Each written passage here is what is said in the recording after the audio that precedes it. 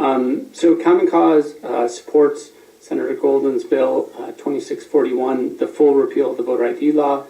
Prior to its passage, we testified at great length, along with numerous other groups and individuals, about reasons why we didn't think it was necessary. But I want to talk just a little bit now about why we think the costs of this really outweigh the benefits. And I want to go back actually to the other night with the Master Lever Bill, because you're really looking at sort of this week our election systems from stem to stern, right? Everything.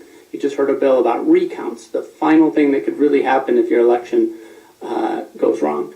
And we're hearing about registration, the entry point to the system. We want to have the best system possible, right? We want it to be secure, but we also want it to be open. And we feel that there are, of course, like every decision, a series of trade-offs to making it the best system possible. And we feel like by devoting resources, precious resources of the state, toward this law, we're taking away from other things that actually might improve our election system dramatically. So we don't deny that there's fraud in the system. It's important, I think, not to deny that there's fraud.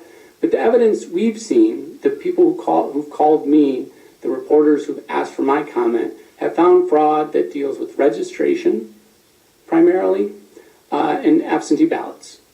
And this voter ID law doesn't deal with registration issues or absentee ballots. And so we think resources and time is better spent thinking about that system than it is thinking about this. The Secretary of State's office has put their very limited resources into this outreach that Mr. Crancy talked about, instead of implementing reforms that would bring new voters in, legitimate new voters into the system, and that would actually clean up the rolls. And I'm going to talk about that in a minute with the online voter registration. We know our rolls are dirty. We know there are lots of people who've moved out of state, and there are very good ways, very good tools to clean that up that we're not doing because we're paying attention to what this voter ID law. So for instance, online voter registration, another system called ERIC, the Electronic Registration Information Center.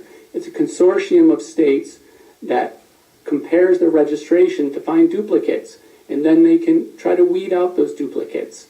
It's a great system. It's being adopted more and more by states. When I talk to the Secretary of State's office and ask them why we don't join, it's because we don't have the money. Yet we're spending money on the voter ID bill. Another point I'd like to make is between 2008 and 2012, we saw an over 100% increase in the number of provisional ballots cast. And right, one of the features of our voter ID law is if you don't have an ID, you can cast a provisional ballot. It's important to remember, though, that a provisional ballot is a different ballot. Mr. Brown talked about the difference a little bit in provisional ballots. You don't, when you cast a provisional ballot, it is treated differently.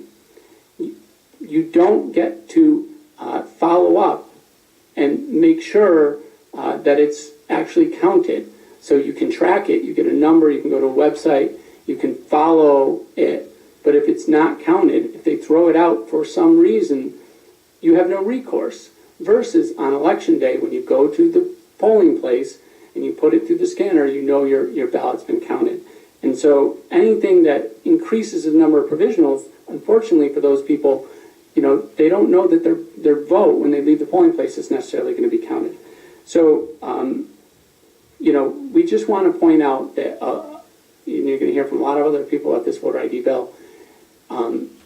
It's attracting a lot of attention, a lot of resources that we think could go to someplace better. As for Senator Metz's bill, we oppose that too because it restricts that list of IDs that the Board of Elections promulgated.